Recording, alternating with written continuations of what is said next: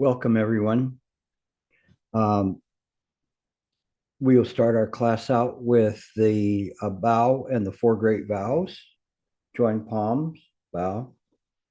The four great vows. I vow to deliver innumerable sentient beings. I vow to cut off endless vexations. I vow to master limitless approaches to Dharma. I vow to attain supreme Buddhahood. Welcome again. Tonight's topic is going to be a taste of Buddha nature. In Chinese, the term is fo Sheng. Buddha nature has a lot of different meanings that have been attached to it over the centuries, at different ways of describing it. Oftentimes, Buddha nature is described by another word. And so after a while, it's difficult for us to really say, well, what is this Buddha nature? We could say that is the concept of ekayana, of one mind, or as the Chan practitioners develop, no mind, and say that Buddha nature is no mind. And we can say it's pratika samapada, causes and conditions never fail, which is the 12 dependent originations. Emptiness is another term. But when we do that, it's kind of a very interesting thing, because when we try to say, well, what is emptiness? Then we say it's Buddha nature. What is pratika samapada? It's emptiness. And what is the Buddha mind? No, just this mind or no mind. It seems as though we circle around different definitions of Buddha nature without being able to pin down what Buddha nature is. It is because Buddha nature is just words. It is words that cannot effectively describe what Buddha nature is. And in preparing for this lecture, I was reading many different treatises and commentaries and descriptions. And I could tell the level of whoever was preparing it based on how they presented it. But there was not really a satisfactory definition of Buddha nature. And that's why I wanted to talk about it, because you can't really talk about it. So there's the class, and I guess I can go and find something to eat. But I'll stay here.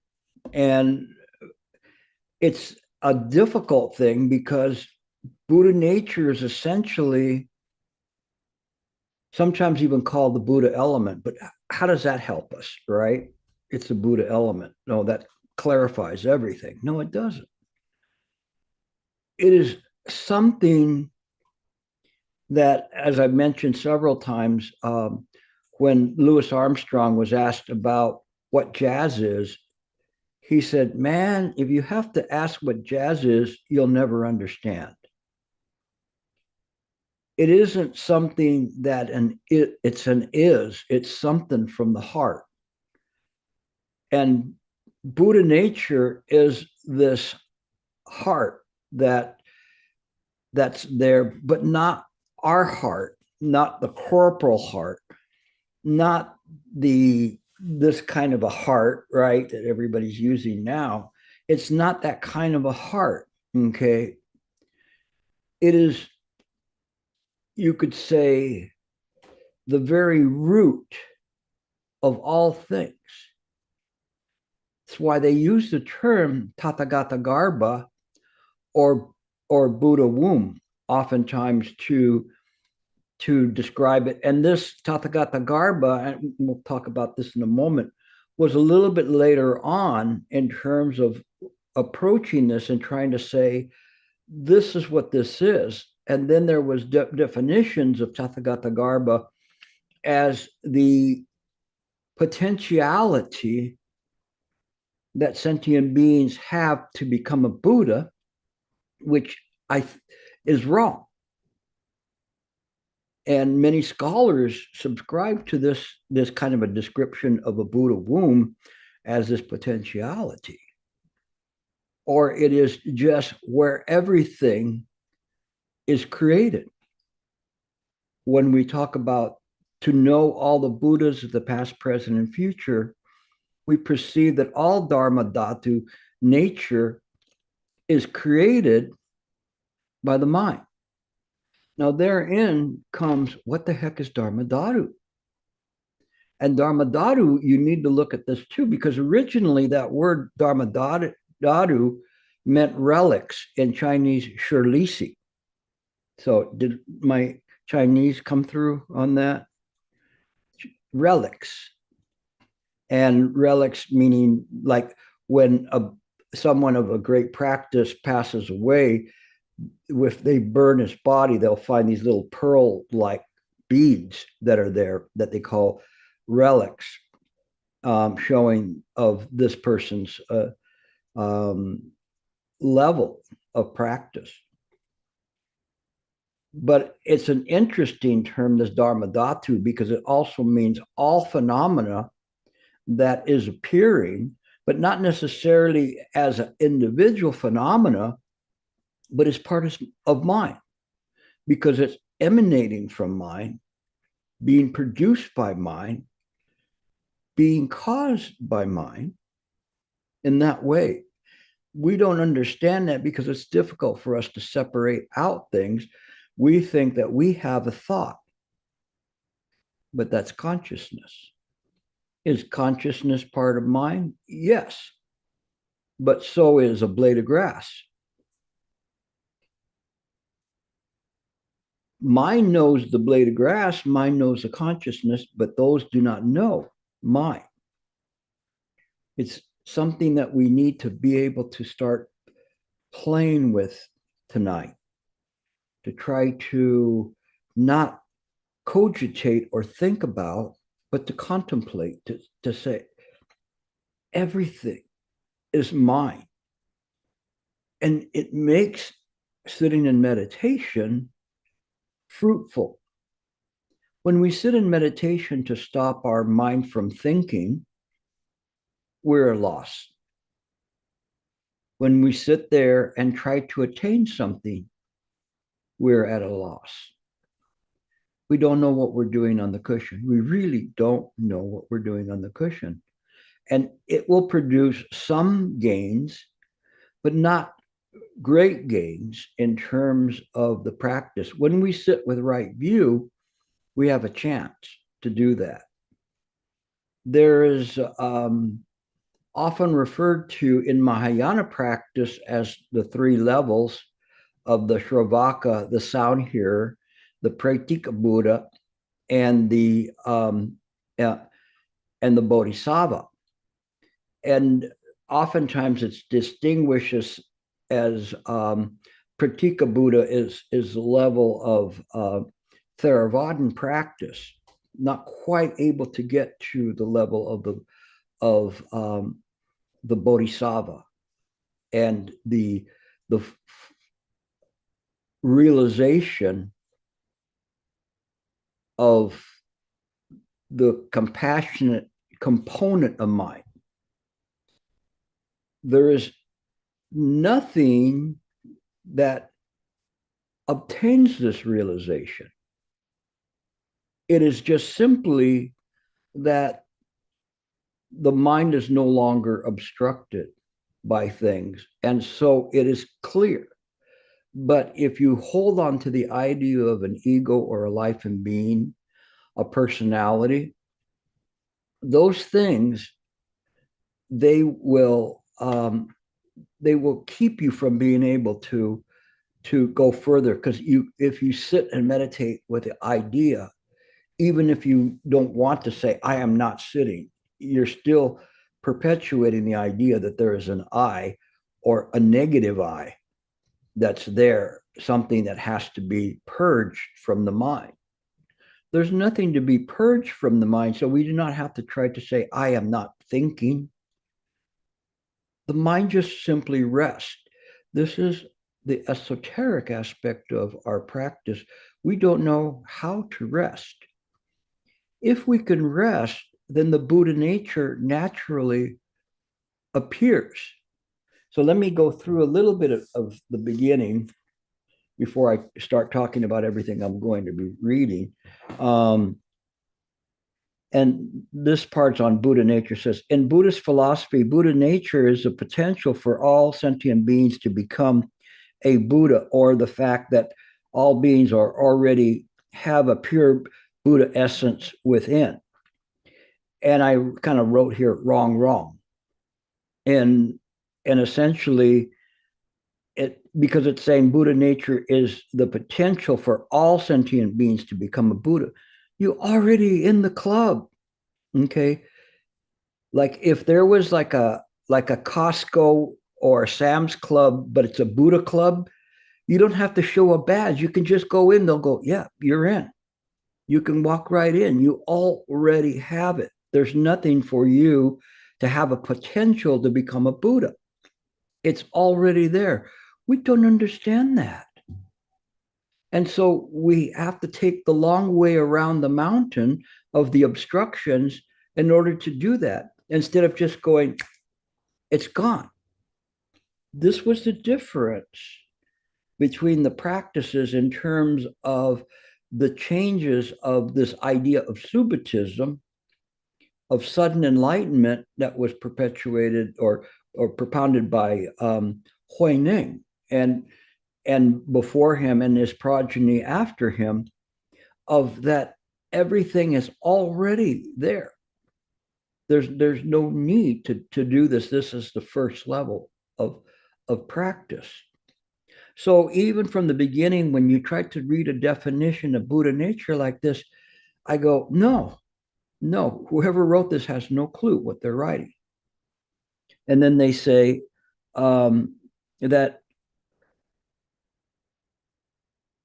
or the fact that all beings have a pure Buddha essence within, all beings have, it is that those sentient beings are within the Buddha essence, not that the Buddha essence is within them. How can that be? If the moon shines on you, can you become the moon?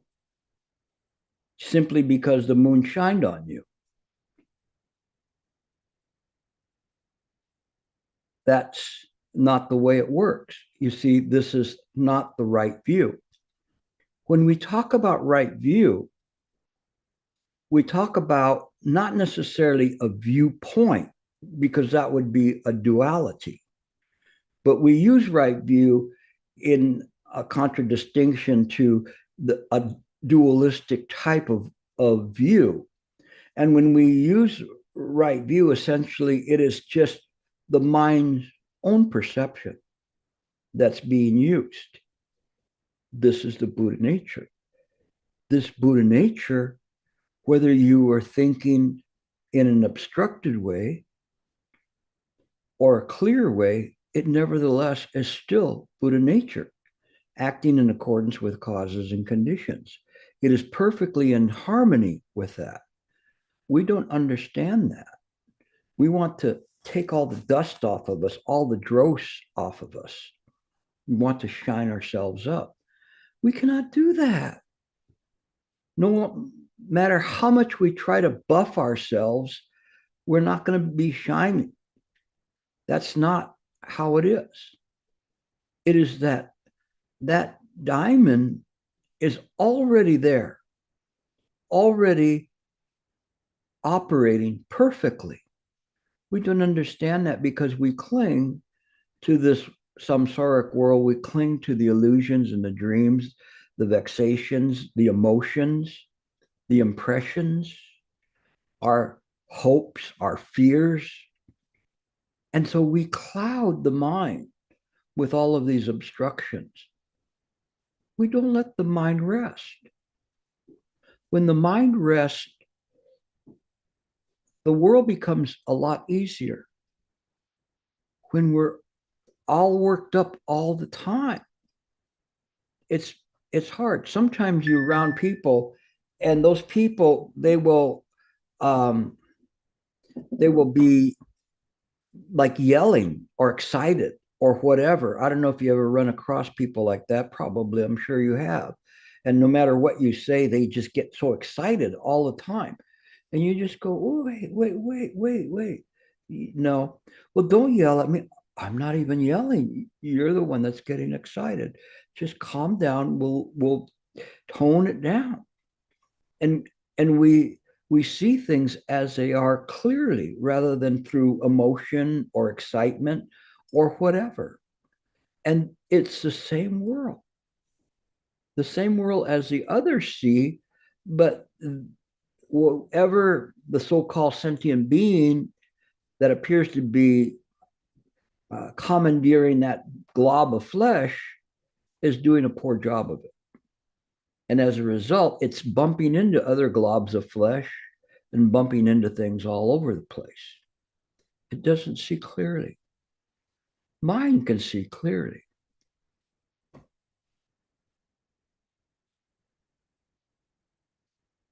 Buddha nature is a common English translation for several related Buddhist terms, most notably Tathagata Garbha and Buddha Dhatu, but also Sugata Garbha and Buddha Garbha. Tathagata Garbha can mean the womb or embryo or thus gone one, and can also mean containing a Tathagata. Buddha Dhatu can mean Buddha element, Buddha realm, or Buddha substrate. It's very interesting when they talk about this, and then they're saying this Buddha substrate as if it is, you could say, in geological terms, a lot of times they'll show that crystals are growing, but what they grow on is the matrix, the substrate that enables them to grow. And so this is, I think, where they're trying to use that equation of a substrate. But the crystal and the matrix upon which it grows upon are not different. They're not two things, phenomenal and the noumenon are not two different things. They all are a function of mind. My purpose today, in terms of giving you this lecture, is for you to kind of begin to look at this from the Buddha perception rather than looking at it from the viewpoint of a samsaric residence here. The samsaric residence, you're here, but you're just in this bubble. We don't even know how big the bubble is. Really, how big is the bubble? No, is it big? Oh, it's very, very big. It's the Earth is 27,000 miles in diameter, but it's got to be. It's very, very big. And then we start measuring distances between galaxies in parsecs, the distance that light travels in 1 year. And when you start thinking of how many parsecs it is between one galaxy to another, then really, how big are we in relation to things? But we think everything here is big. We have either a big ego, a big problem, two big problems, two big egos, whatever it is, all of these things we see in this way. We never bothered to think, oh, wait a minute. What if there's another aspect of this mind that's beyond this world, beyond even the conception of the universe, that we see things in a different way? We see things not from the viewpoint of a sentient being, but this contemplation that enables the mind to be free from location, to be free from time. What then?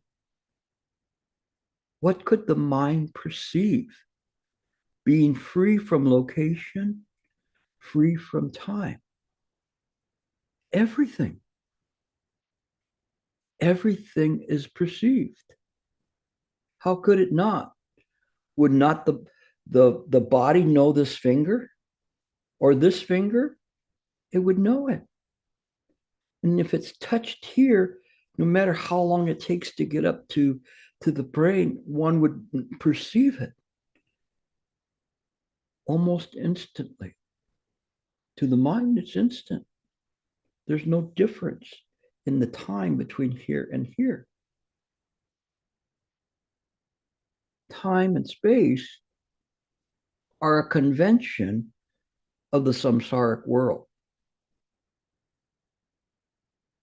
The samsaric world is conditional. The samsaric world is created by the mind. We can't know that. You hear me talk about it, and we can conventionally understand that.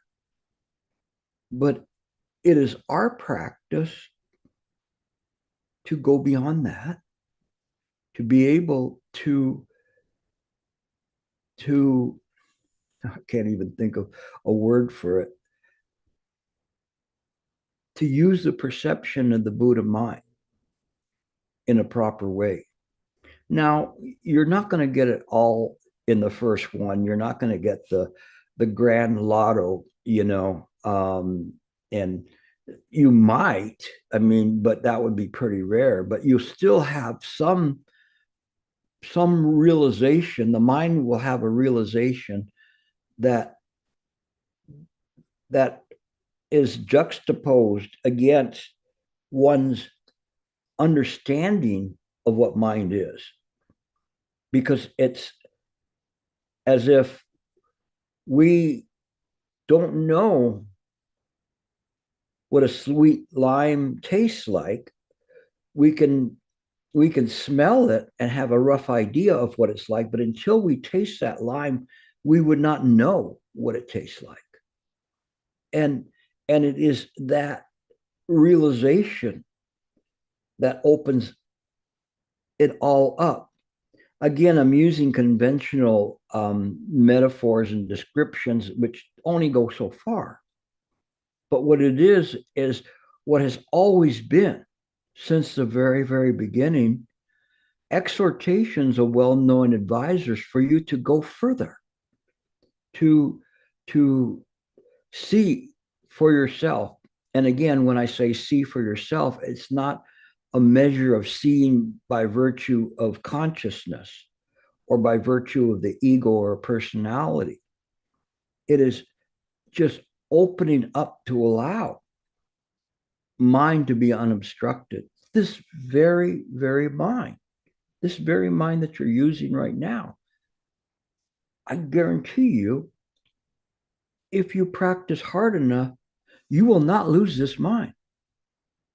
You will not lose it. How could you lose it? Everywhere you look, it's there. You may cease to have a clinging to your identity other than maintaining a function. So if for some reason, through some great effort, Gilbert was going to become enlightened in this moment, he wouldn't be walking around saying that he's the Buddha. It wouldn't be in that way. But this body would demonstrate the actions of a Buddha. Presently, the actions demonstrate the actions of a practitioner striving to maintain bodhisattva principles. Little by little, the mind clears and rectifies, and the notion of the ego subsides. That is an illusion. Your mind is real. Your mind is real without the opposite of something being unreal. It is why we cannot cling to the idea of existent or non-existent. Buddha nature is what everything is or connected to. Continue on. The moon hidden by the clouds is a metaphor for Buddha nature, which is always shining but but can be hidden or covered by afflictions. And in this, switch my notes here. The image of the moon as a Buddha nature comes from the Platform Sutra. And then Dogen treats this metaphor in Shoben Genzo on the moon and its one's excellent nature. And then it said, compared to a story of Ryokan, this is a Japanese Zen, not a Japanese Zen master, but the story is referring to Ryokan, where he was. This story is a little bit different than the one here, where Ryokan was sitting on a large boulder on a moonlit night, looking at the lake, and some thief came by and stole his sandals and his cloak. And Ryokan said, "It's a pity I could not give him this moon." And so the idea here is this: the difference between somebody who is ignorant and stealing what does not belong to them, and the master offering this liberation and for free, and the person not understanding that. It is how we respond to things in the present moment. But we nevertheless, even if there's transgressions, we offer up this the Dharma to people, because the people are ignorant of the consequences of what is happening.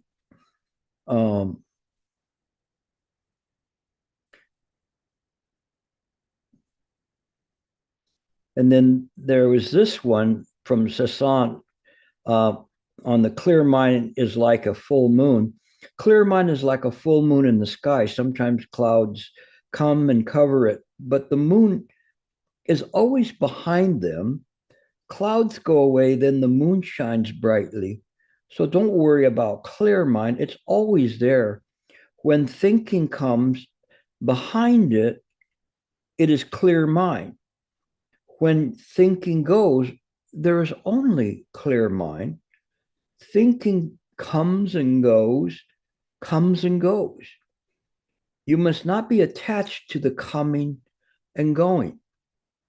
And this is very good advice here. And it isn't necessarily creating this idea of a duality of clear mind and that which is an obstruction. It's trying to show you how to practice by saying that these obstructions are transitory, that they can come and go, and the moon's always shining brightly, but it's always there. It's always there. We don't understand that.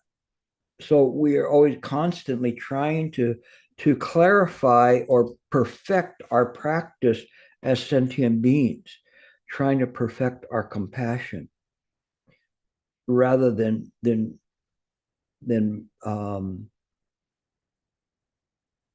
rest in the present moment and allow the clarity of the mind to develop true compassion.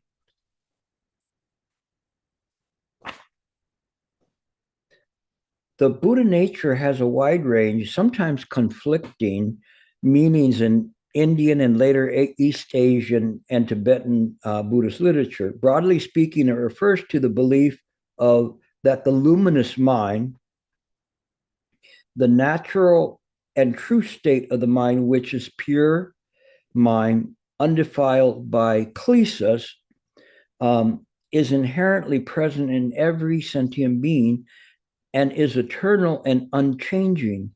It will shine forth when it is cleansed of defilements. That is, when the nature of the mind is recognized for what it is. And it's kind of an interesting thing because yes and no, it's always shining. It's always shining. We just don't see it because, we're walking around with these dark glasses on. So we can't see that it's shining just in this moment. Mind is shining. Mind in each of you is shining brightly. It's very bright. It is something that's inherent in you. And I shouldn't say it in a way where I say it's inherent in you. You're inherent in mine. When one switches that around, then we begin to see the things from this right view. Now, there's two things that are being discussed here. It refers to the belief of the luminous mind. Now, the luminous mind is an interesting concept that first showed up in the Anguttara Nikaya, and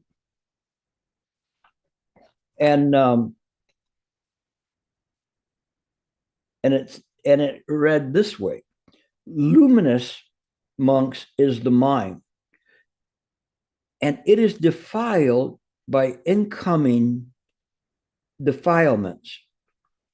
The uninstructed, run-of-the-mill person doesn't discern that it is actually present. So the average person doesn't realize that this luminous mind is present right in this very moment, which is why I tell you, for the uninstructed run-of-the-mill person, there is no development of the mind. Now, remember, this is Theravadan doctrine, very early Theravadan doctrine, saying that, they're not going to get it. And then the next verse is luminous, monks, is the mind, and it is freed from incoming defilements. The difference here is the other one is, and is defiled by incoming defilements. Here, it is freed from incoming defilements. The well-instructed disciple of the noble ones discerns that it is actually present, which is why I tell you, for the well-instructed disciple of the noble ones, there is development of the mind. Now, these two verses are very incredible, and depending on how one practices and what doctrine they follow, it can expand or constrict the interpretation of these two verses. Is one saying the most constrictive would be those who don't practice can never become enlightened, and they don't see that, and those that understand mind will become enlightened. This runs a little bit counter to Mahayana belief that everyone has the ability to become to realize mind. Because everyone has Buddha nature, it is not something that comes into anyone.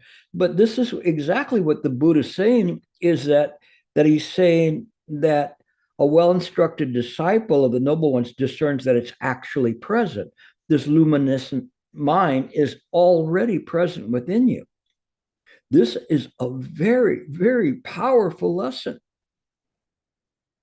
And the Mahayanas picked up on this and ran with it. After that, the Theravadins kind of forgot about luminous mind. And they rarely brought it up in any of their teachings. But the Mahayanas took it, and they used it in a way in which they practiced it, understood that everything is created by the mind, this ekayana, all of these things to begin to develop this powerful Buddha nature. Sometimes, as we called it, the Buddha element, that all sentient beings have already there is this Buddha mind within all sentient beings, but we are not necessarily separate Buddhas as just a component of Buddha mind. Because there is, as in the Diamond Sutra says, there is no ego, personality, life, or being. This is not, and then later on we get into the issues of Atman, self, and Anatman, no self, or as later described, not self, and saying that these things are not, they don't belong to a self in which the self can become perfected. That is why there was a carefulness in the Chan school. And for instance, the one of the master sitting down next to the student who wanted to attain enlightenment and polishing the tile to make it a diamond, to say it cannot work in this way, because the corporal body and that which clings to the corporal body is phenomena. It cannot be converted to the substratum of mind, although it's created by the mind. Mind is well beyond those confusions and imaginings that bring forth these physical bodies in the samsaric world. So we continue.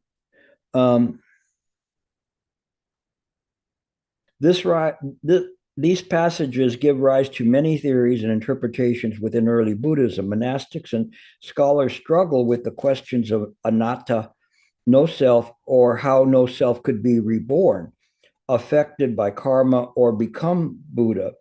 The luminous mind that is present, whether one is aware of it or not, offered an answer.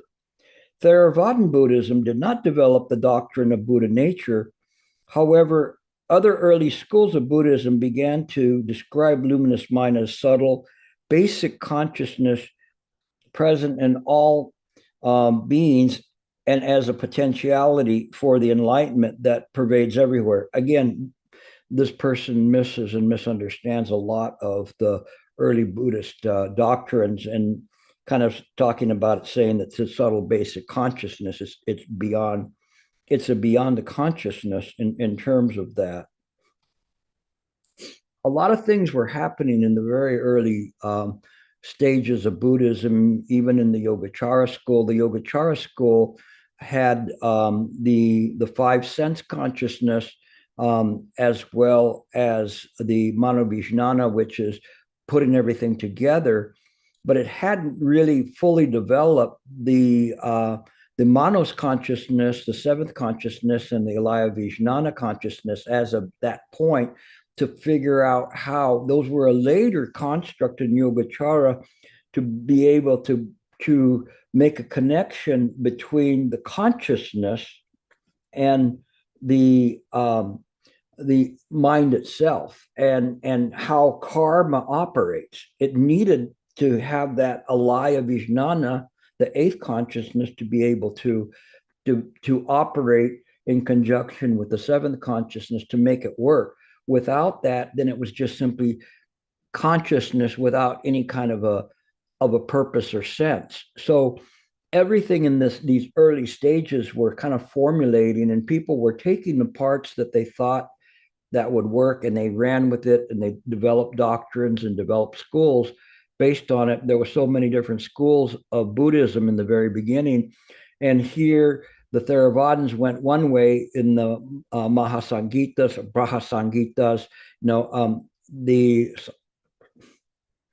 Sattarintakas or Tikas they went a different way. There's all sorts of different groups that came and were propounding what they believed to be the all of this was the proto Mahayana and bringing in, and so this was, let's say, the germ of Buddha nature. And so they took things like this, especially the idea of the luminous mind, to bring forth this idea of this part of the practice.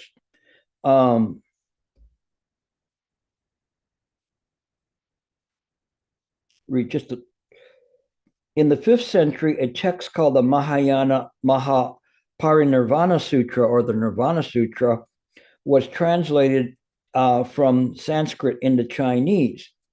The Nirvana Sutra is one of the 3 Mahayana sutras that make up the collection, the Tathagata Garbha Womba Sutras, and that's not correct. There's more than 3 that make up the Tathagata Garbha Sutras, including the Tara Tantra Sutra, or Ratna Uttra Vibhaga Sutra, Queen Sharmala Sutra, Vilamakriti Sutra, Tathagata Garbha Sutra. So there's a lot more than what they're saying here.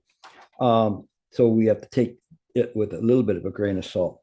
These texts were developed from earlier Mahasangita texts. Mahasangita was an early sect of Buddhism that emerged in the 4th century BC, and which was an important forerunner of Mahayana. The Tathagata Garbha Sutras are credited with presenting fully developed doctrine of Buddha Dhatu, or Buddha nature. And that's true. Especially when you look at the Ratna Gotra Sutra, you see that clearly, that there is this connection there, and some of the other sutras, they go very much into detail on Buddha nature, which is expounding upon that which took it beyond the Prajnaparamita Sutras, which although they talked about Buddha nature, the emphasis was on this emptiness, but still Buddha nature was there. It's just that the Tathagata Garbha Sutras really addressed it in very eloquent ways, although it's not easy. Those sutras don't give up their riches quite easily. It takes time to read them and reread them and read them again. And many of the things that I read in terms of sutras and things that I talk about here, you cannot believe how many times I've read them, just simply because it's necessary to be able to penetrate through. Okay, and then it says,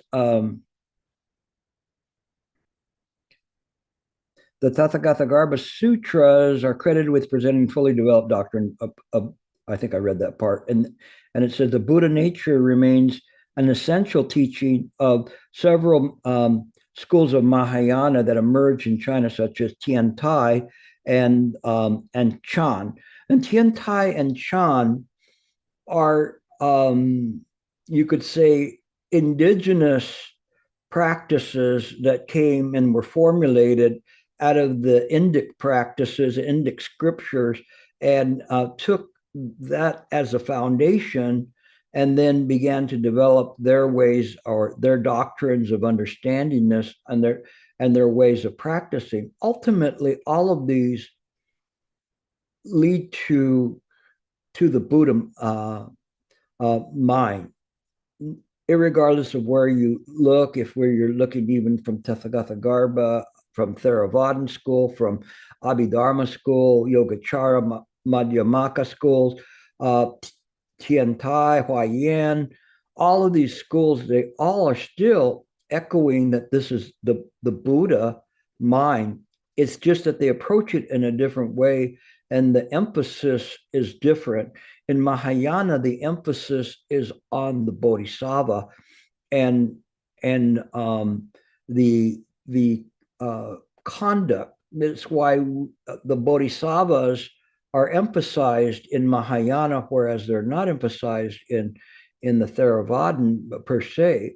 And we developed the Manjusri, Avalokiteswara, and Samantabhadra. All of these Wenshu Pusa, Wanchin Pusa, Pushen Pusa.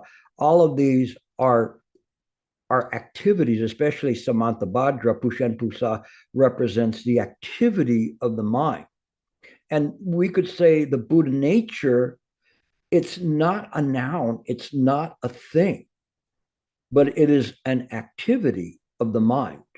And when we see it in that way, it isn't what we are, or it isn't what we define, but it is what is happening. It is this essence, this element that's there. It's not easy for us to do that. So this is just a beginning taste of, and I didn't get too far today with all of this.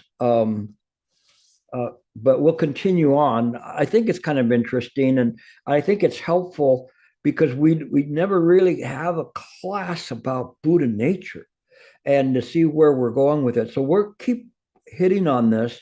So there's plenty more here in what I've got to mind and to practice with. Again, if you think about it, you contemplate it as an activity.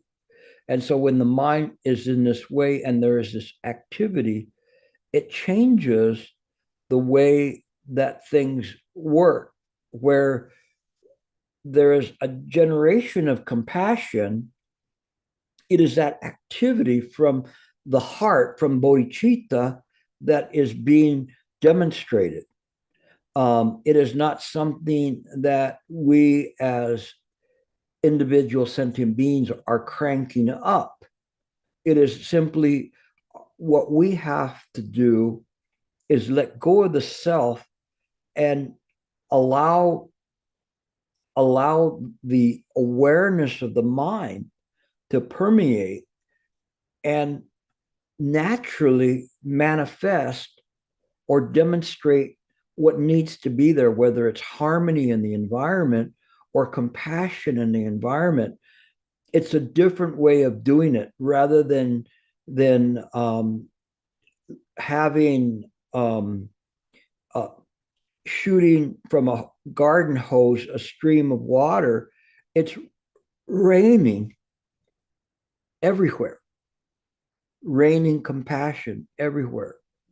We cannot understand that as sentient beings. So we need to be able to let go of the self. And here I'm referring to things that aren't necessarily the things that can be spoken about in words. Okay. So that's it for today. We'll pick it up next week with that. I'll take some questions. Amitabha.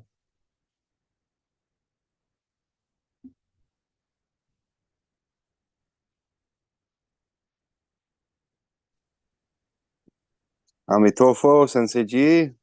Hello. Hello, everybody. So you spoke on the heart and the difference between, samsaric heart and, heart in the mind. With that being said, I think this is probably one of the earlier questions I asked you when I first joined the Sangha and mind work was the correlation of like heart mind. And I don't know if you've ever really even like touched on that before. At least I haven't heard any lectures on it. So I was just curious if there's any correlation with that, as far as like with the compassion and whatnot. Well, the term heart mind, it is a term that the Chinese use. The term is it Shen? Shen, which is different from a cogitating mind. And just simply, it is from the heart. And the reason they use that is to distinguish it from some kind of internal discussion. That when we say we use from the heart mind, it means that it's from the essence of mind and the nature of mind. So that's the difference is that when we do things in this way, then it's a natural observation versus a natural actions versus something contrived or conceived or individual goal predicated. It's something that we use simply as a tool. Oh, yeah. It's all function. Interesting. Okay. I appreciate you. Thank you for elaborating on that. Thank you. No problem. Okay, good question. Any other questions? You're going to let me get away cheap tonight? Did you? All right, David's coming up.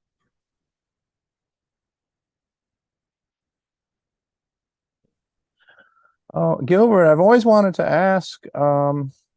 I've tried a couple of forays into studying Buddha nature, mainly through Sally B. King. But I guess what I wanted to ask is, what is a starting point for beginning? What sutra or what treatise would be a starting point for beginning to penetrate Buddha nature? I don't think there. I don't think there's any one thing I can point to and say, okay, that this is what you should be studying. It isn't in that way. So I don't think that's I can give you and say, oh, this is the definitive one to do that. You'll see it in there. What I would suggest you do is just simply Google it and just start reading, and then it'll refer to certain sutras and things, and then you can go from there and read the passages and kind of get a flavor for it from there. And then if one really strikes your fancy, you can read it. It doesn't matter, even in the Lotus Sutra, the Vatamsaka Sutra, there's still references to Buddha nature in there. It wasn't the full emphasis of those sutras as it was in the Tathagata Garbha Sutras, but there's still references to this nature of mind. Okay. And again, all of the Chan masters are always talking about Buddha nature. If you go back and read it, you'll go, oh, that's what they're saying. When they're talking about whether it's no mind or just mind, it's all Buddha nature. Okay. Okay, Jay. Okay, now I'm unmuted. Thank you for the lecture. I wanted to ask, because you mentioned today that everything is from mind and we shouldn't try to purge anything from mind. And that recalls last week when you said that when we're meditating, we're not trying to get rid of thoughts or stop thoughts or anything like this. But you also mentioned greed, hatred, and ignorance prevent you from seeing all of mind, and they can prevent you from, I think, well, I won't say anything to betray my lack of understanding, but my understanding right now is that there's kind of two layers maybe, which is that thoughts are passing through mind and we, can see them and sometimes think that we have them. And then there are emotional responses that come from the self. And I think that I'm trying to not have emotional responses to things, and not have like judgments of thoughts or too many judgments in general. And I'm wondering like how those sorts of things like greed, hatred, and ignorance fit into being generated by mind and how I should think about them when I'm sitting. Yeah, I think maybe next week I will talk about that. I had that on my list to talk about, but because we're having a little bit shorter ones, I'll have to wait till next week to talk about the paramitas and how they fit in and how we practice with that. And as we begin to practice, we understand that all of these things are what are of the same category of what we call akusala thoughts, sticky thoughts. It isn't that greed, hatred, and ignorance are the only things that come up.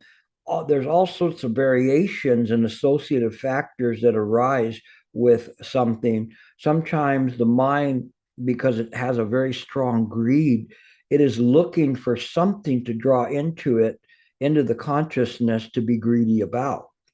Other times it's hatred, anger, impatience, all sorts of different things that can come up in the mind that are drawn in, and as a result perpetuate these kinds of consciousness, which we believe to be our own individual consciousness. These things are just sticky thoughts.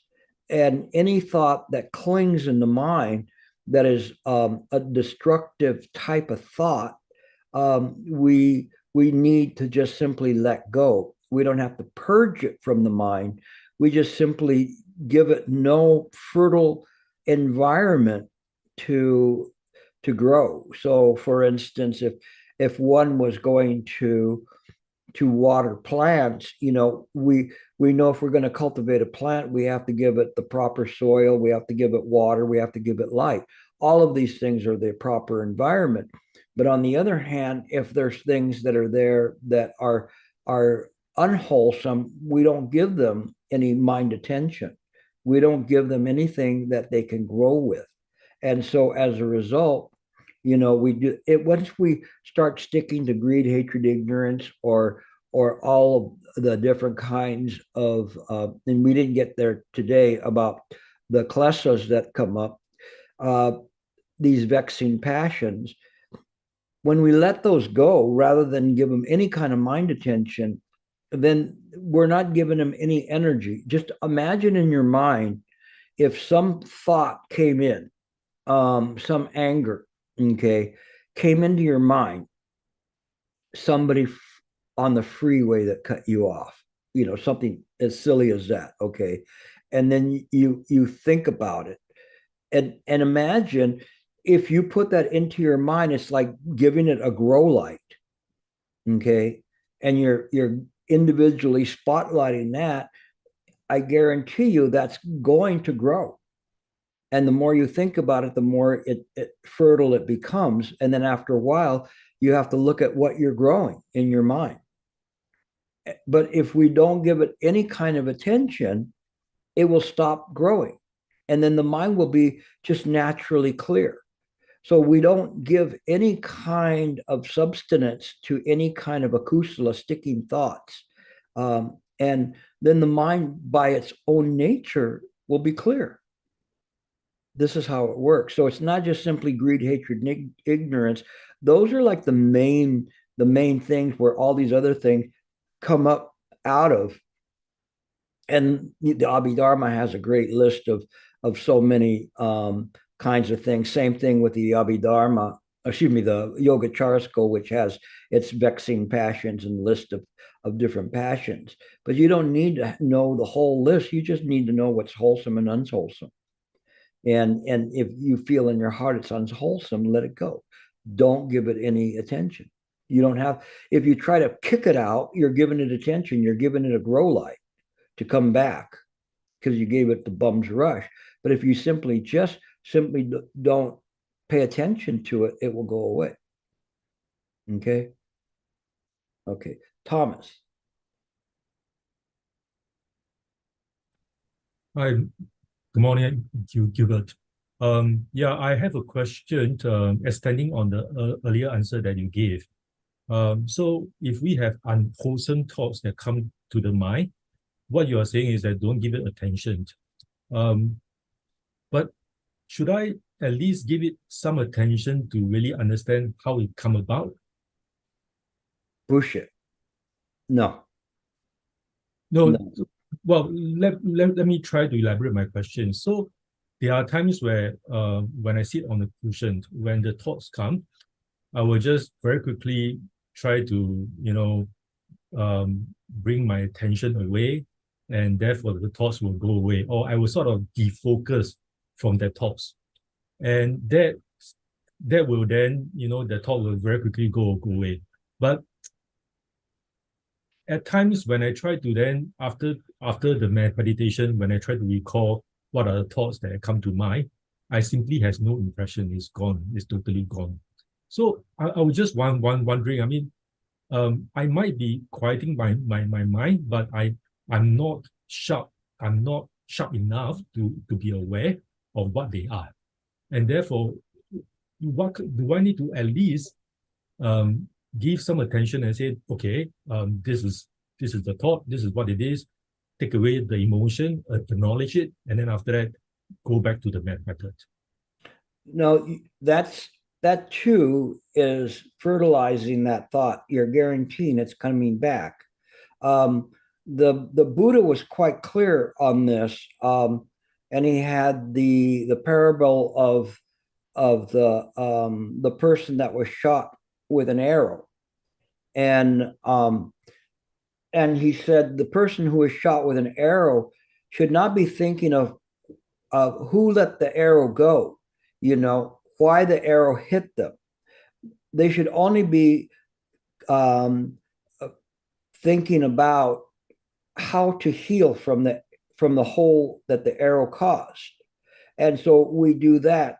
So we just simply we don't even have to worry about removing the arrow. We just simply see that we remain in the present moment. That arrow hole will heal naturally by itself. We don't have to do anything. We don't have to give, because your ego is the one that's causing the problem. Your ego cannot heal you. Your ego can only harm you. The more that you think about that thought, the more energy you give it for the next time it's going to come around again. I want to be very clear about this, Thomas, because I know you're a sincere practitioner. Let go of that type of a method. Just simply sit and rest. Sit and rest in the present moment. And when the thoughts come in, let them come by and go. If they hit you, you can feel it, and just let it go. Just let it go. Don't think about it. Even, if it's one of those ones where everybody has something, what are we going to do about this? Or whatever it is, let it go. It has nothing to do with the present moment. So please don't do that. Don't do that. If you practice the way I tell you, just simply let go and rest in the present moment, your method and your practice is going to be incredibly better. I promise you that. Okay. So forget about where that came from or whatever. Just remember that story that the Buddha was saying. One doesn't have to worry about where the arrow was launched from, or who sent it, or whatever. Just the purpose of getting well is simply to rest in the present moment. Okay. Good question. Penny. Oh, hold on. She hasn't unmuted you yet. There you go. Hi, Gilbert. Thank you for the lecture tonight. Thomas' questions reminds me of your precious word. Yourself is very clever. Yeah.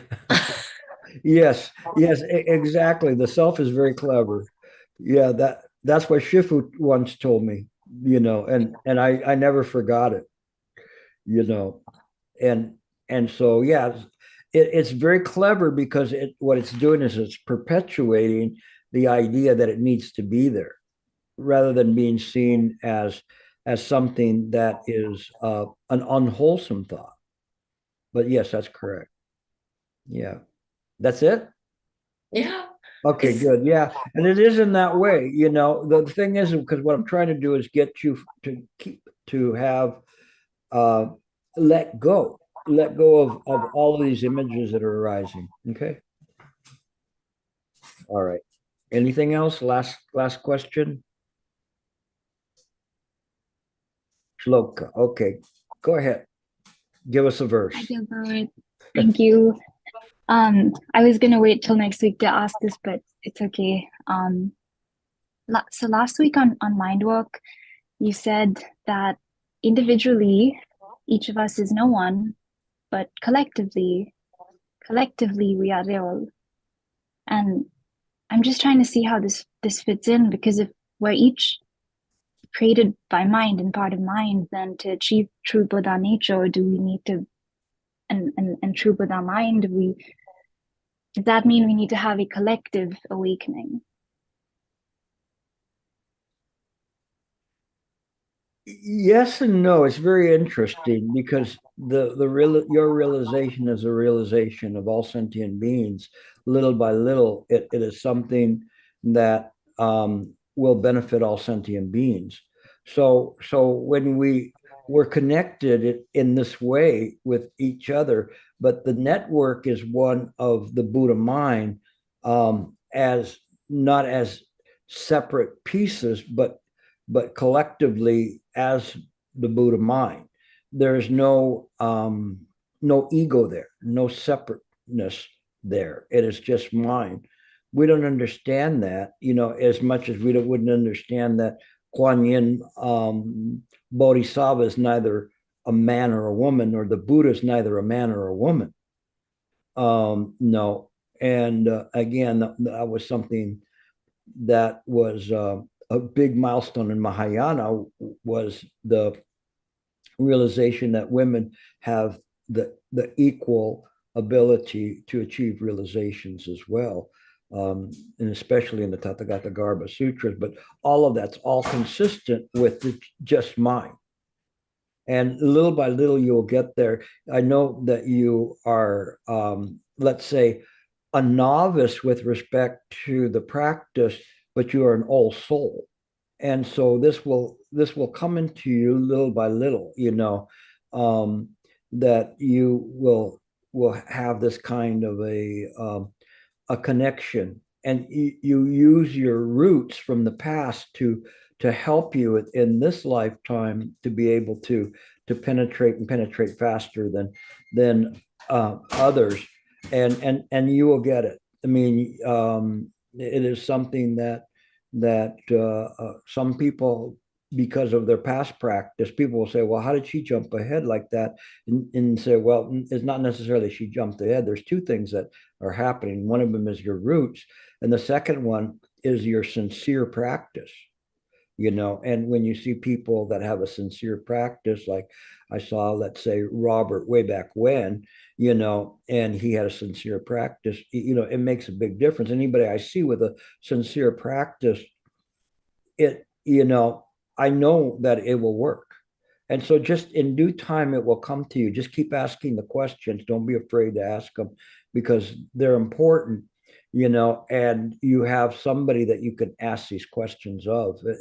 It's not always that easy, and not everyone is welcomes questions. To me, I think it's a foundational aspect of it to be able to help people as they go along, just as it is in a retreat and giving a proper interview to the retreatants to do that. So in any case, I think just keep practicing you and kind of feel some of this out. Okay, you'll do fine. Okay, Thank you. all right, one last question. Anybody have one last question? Going. Okay, that's it. So we'll finish up next week. I'll continue on with Buddha nature. I think this is a kind of a good topic, because it links the past and all aspects of the especially Mahayana practice, and links all the sutras together to see where we're going. So I'm very happy to present this to you. And John, these are things you got my message to show up, because I wanted to. This is a lot of stuff I'm going to be talking about in Taiwan. So this kind of the whole thing about Buddha nature, and the connection with the different sutras and stuff. So I think it will be helpful for you.